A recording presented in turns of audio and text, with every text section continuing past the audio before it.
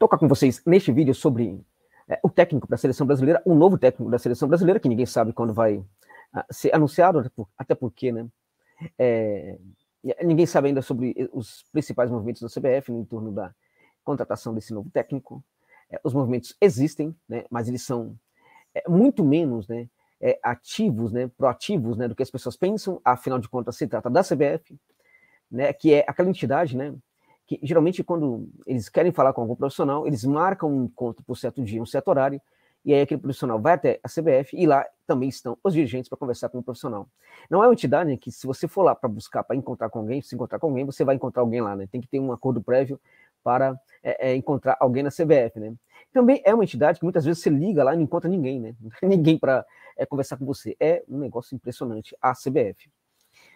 Muitos falam que tem aí, então, a CBF está com muitos nomes aí, acham que muitos nomes atribuídos à CBF, no sentido de que são nomes interessantes aí, que podem aparecer na seleção, é muito mais, né, de sugestão de jornalistas, né, do que propriamente do interesse da CBF, na minha opinião, né? O que eu penso, para resumir, é que eles não sabem muito bem o que está acontecendo não, né, como sempre, né? Estão deixando se levar pelo barco, né? Que pode, evidentemente, conduzir a seleção para o mar muito mais calmo, né? Ou também para um mar muito mais complicado aí, né? A depender aí da sorte. Da sorte, é isso mesmo, da sorte, porque sempre depende da sorte quando a gente fala em CBF, né? Mas tem um nome interessante aí, gente, que eu acho que vale a pena a gente pensar que pode sim, por que não, chegar na seleção, e este nome, para que ele comande a seleção, tem questões aí que precisam ser muito bem pensadas. Trata-se do Carlo Ancelotti, o técnico italiano, que, na minha opinião, poderia ser um grande técnico. Vou falar também neste vídeo sobre outros que poderiam ser interessantes para o Brasil, né? Mas antes disso, só chamar sua atenção para o fato de que este vídeo tem o patrocínio de uma casa de aposta que patrocina e apoia muito o meu trabalho, que é o AnxBet, né? Então, para você que gosta mesmo, que curte mesmo uma aposta esportiva e que não se inscreveu ainda usando o meu link, eu te sugiro que o faça, né? Justamente usando o link que está na descrição do vídeo e também no comentário fixado. Depois você volta aqui, pega o código promocional AnxJosa, coloca lá para você dobrar o valor do seu primeiro depósito, caso você queira. Mas pelo menos para notificar para eles que vale a pena investir aqui neste canal aqui e também no meu trabalho, tá? Se já é inscrito usando meu link e for fazer uma apostinha, uma fezinha, use e abuse de apostar via OneBet, tá?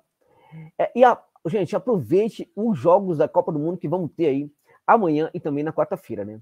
Amanhã nós vamos ter o jogo da Argentina contra a Croácia. É muito difícil imaginar o que pode acontecer, mas claramente que a Argentina tem um certo favoritismo aí, né? Eu acho que vai ser um jogo tenso, é um jogo que, na minha opinião, não vai sair mais do que 2 gols, né? Vou ficar muito surpreso se sair mais de 2 gols no tempo normal, né? De qualquer maneira, é um jogo, na minha opinião, para se colocar empate e vitória da Argentina como uma aposta mais segura. No dia seguinte, na quarta-feira, nós vamos ter também outro grande jogo, que aí é muito imprevisível, com claro favoritismo da França. França e Marrocos, né? Neste jogo, para esse jogo aí, eu diria para vocês que podem sair mais de 2 gols, com certeza, né? Ou seja, embora você possa ir no ambas marcam, que acho que é muito provável que aconteça, uma aposta mais segura né? 2 gols nessa partida, ou seja, mais de 1 gol, né? Então, não é inscrito, use o link, se inscreva lá, que não somente você vai estar numa grande casa de aposta interessante, que patrocina inúmeras equipes do futebol mundial, muito confiável, muito mesmo, né? Tem ali todos os jogos legais aí para você apostar, né? Não fique enrolando você na hora de entregar o seu lucro, né? Mas também você vai ajudar aqui o trabalho do José Novaes, tá bom, gente? Não se liga lá na casa de aposta, então, na OneXBet, tá bom? Fechando parênteses, então, e falar do Carlo Ancelotti. O Ancelotti é um treinador de grande gabarito no futebol internacional, né? Em todos os lugares onde ele trabalhou, ele conseguiu ser campeão, né? Em vários lugares, gente, todos os lugares que você pode imaginar, por onde passou o Carlo Ancelotti, ele conseguiu ser campeão. Na Inglaterra, evidentemente que na Itália, na Espanha, enfim, na Alemanha, né? A Alemanha com o Bayern de Munique, na Espanha com o Real Madrid, né? Na França com o PSG, enfim, por onde ele passou, no Milan também, ele foi campeão. É um técnico, eu estava até conversando com um grupo de amigos agora há pouco, né? É um técnico que se chegar no Brasil em 3 meses vai estar falando português melhor do que muitos brasileiros. É impressionante o Ancelotti, gente. O pragmatismo dele também salta aos olhos, a capacidade que ele tem de dirigir grupo, o perfil bem protagonista, né, de cara grandão, vencedor, assusta e inibe contestação de alguns jogadores estrelas, aí como temos aqui na seleção brasileira, Então, eu diria para você que seria um dos melhores nomes, né, neste momento para a seleção do Brasil. Um dos melhores. Né? Acho que, quando a gente pensa em Guardiola talvez seja aquele que mais teria aceitação no Brasil. Guardiola, contudo, é um nome muito complicado, porque ele recentemente fez ali uma renovação de contrato com o City, ganha muito dinheiro, né? Acho que esse não seria um problema propriamente do muito dinheiro que ele ganha, mas o fato de que ele tem uma renovação de contrato aí, ele deve ficar no City, ele parece que quer realmente continuar treinando um clube e não ir para uma seleção. Agora, o Carlo Ancelotti, ele não teria esse problema, não. Né? Ele já teria aceitado, sim, conversar com o Brasil. Um amigo italiano meu me informou isso, também aqui, fontes aqui no Brasil também estão dando essa informação de que ele aceitaria de boa treinar o Brasil, mas não agora. E este é o ponto. Né? Ele gostaria de terminar a temporada com o Real Madrid, temporada que vai até o meio do ano. Né? E aí temos uma questão, né? Valeria a pena a CBF colocar o interino até lá? Deixando claro que nós teremos data FIFA aí, mas a data FIFA vai começar em março e termina em abril. Ou seja, maio até junho não teria nenhum jogo da seleção brasileira, né? E de agora até março também não teria nenhum jogo da seleção brasileira, né? E as eliminatórias elas são longas, evidentemente, aqui da América do Sul, mas são eliminatórias, gente, que, enfim, o Brasil, mesmo que perdesse esses jogos iniciais aí, também teria condição depois, né, de se recuperar, né? Então, eu não vejo nenhum problema no Brasil colocar um interino ali até a chegada do Ancelotti, né? Eu, sinceramente, acho que seria muito boa a escolha do Ancelotti. A gente está falando de um jogo aí que né, pode ser muito, muito ofensivo ou não ofensivo. A gente olha para as equipes do Ancelotti, a gente percebe que ele se adapta muito às equipes em que ele encontra, aos elencos que ele encontra. Né? Quando ele estava no Bayern, por exemplo, era um jogo muito mais ofensivo, trabalhando ali no terço final, na maior parte do tempo, mas sobretudo com um povoamento interessante no meio de campo e muita agilidade na hora de fazer as transições. Né? Ele pode fazer a seleção jogar, praticar esse jogo ofensivo ou um jogo mesmo de contra-golpe, a depender da situação, gente, a depender da qualidade do elenco. A questão é, o Ancelotti ele tem uma visão muito, muito boa, né? Uma qualidade interessante que poucos falam, que é a capacidade de entender rapidamente o elenco que ele tem em mãos e gerar uma maneira de jogar a partir da qualidade desse elenco. Então, o Ancelotti, ele é ofensivo, o Ancelotti, ele é defensivo, é um cara do contra-golpe, depende, gente, depende do que ele encontrar, do material que ele encontrar ali à sua disposição, material humano que ele encontrar à sua disposição. Então, nesse sentido, para mim, seria certamente um dos melhores nomes. Eu diria para você que abaixo do Guardiola, talvez hoje seja o melhor nome para comandar a seleção brasileira, né? E precisa chegar um técnico estrangeiro, parece que a CBF trabalha, sobretudo com nome realmente estrangeiro, para depois pensar em nomes aqui brasileiros. Como eu já falei para vocês em outro vídeo, tem um lobby pelo Diniz, tem um lobby também pelo Mourinho, né, da parte dos técnicos estrangeiros. Né? A CBF trabalha aí sim com nomes, pensa em nomes brasileiros, é isso mesmo, gente.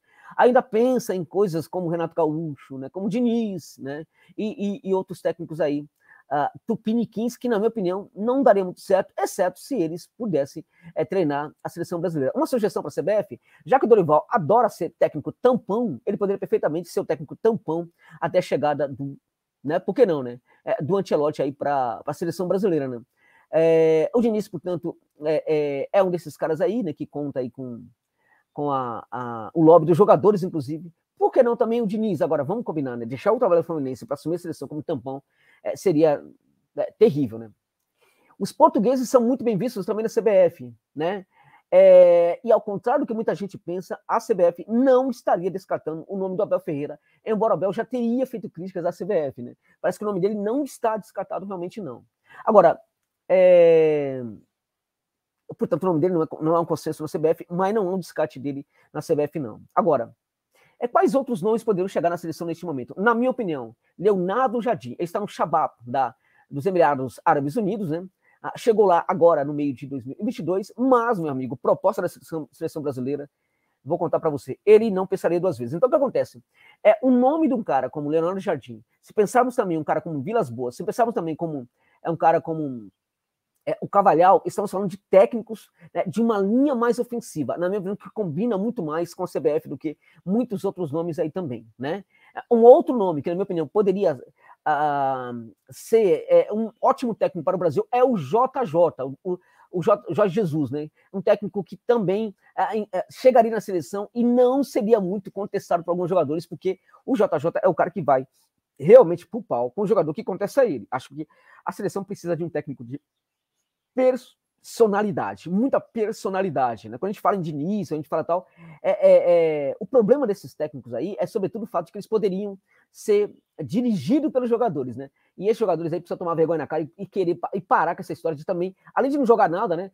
De querer, por exemplo, ser técnico da seleção indiretamente falando, né? Então, eles têm que fazer a obrigação deles, jogar bola, esquecer o comando da seleção, deixar o comando para o técnico. Diniz, na minha opinião, seria administrado, governado aí por esses caras, isso não prestaria, não. Então, na minha opinião, Ancelotti seria um nome fantástico.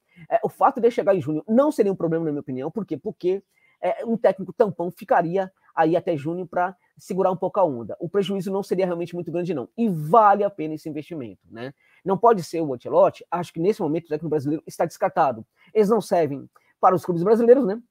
Vamos começar uma temporada agora de 2022 com 10 técnicos estrangeiros nas 20 equipes, aí, nas 10 entre as 20 equipes que vão disputar o Brasileirão. Isso mostra o quanto o técnico brasileiro já não serve mais nem para clube de futebol aqui no Brasil. Por que vai servir para a seleção? Não é isso? Então eu acho que o técnico estrangeiro seria uma boa mesmo. O Léo Jardim seria uma opção interessante, JJ também, Vilas Boas, que é um esquisitão, mas na seleção poderia funcionar, também seria interessante, né? O Cavalhal seria fantástico, né? Então ficaria esses nomes aí. Um outro nome diferente, né? Eu acho que é o De Zerbi, né? De Zerbi italiano, que também para mim seria muito interessante. Nesse momento ele está treinando na Inglaterra, mas uma proposta da seleção também poderia ser bem interessante. Fica essas dicas aí. Deixa nos comentários qual técnico você prefere, qual você acha que seria o mais interessante para a seleção brasileira. Na minha opinião, eu fico com esses nomes aí estrangeiros. Mas, assim, acima de todos eles, eu ficaria com o nome do Carlo Ancelotti, que para mim é um baita técnico de futebol. Realmente sensacional. O cara é um baita técnico no sentido de administrar o grupo, desenvolver, inclusive, a autoestima de alguns jogadores, né? Ali no Real Madrid tem feito isso com o Vini Júnior, né? Que já falou, por exemplo, da importância do Ancelotti ali, no crescimento dele ali no Real Madrid. Então, para mim, seria o primeiro nome. Se não for por ele, Léo Jardim, JJ, Cavalhal, De Zerbi, seriam os técnicos mais interessantes aí para a seleção nesse momento, né? Léo Jardim, Cavalhal, JJ, estaria ali atrás ali e também o Vilas Boas estaria atrás ali do Ancelotti na minha preferência neste momento. É isso.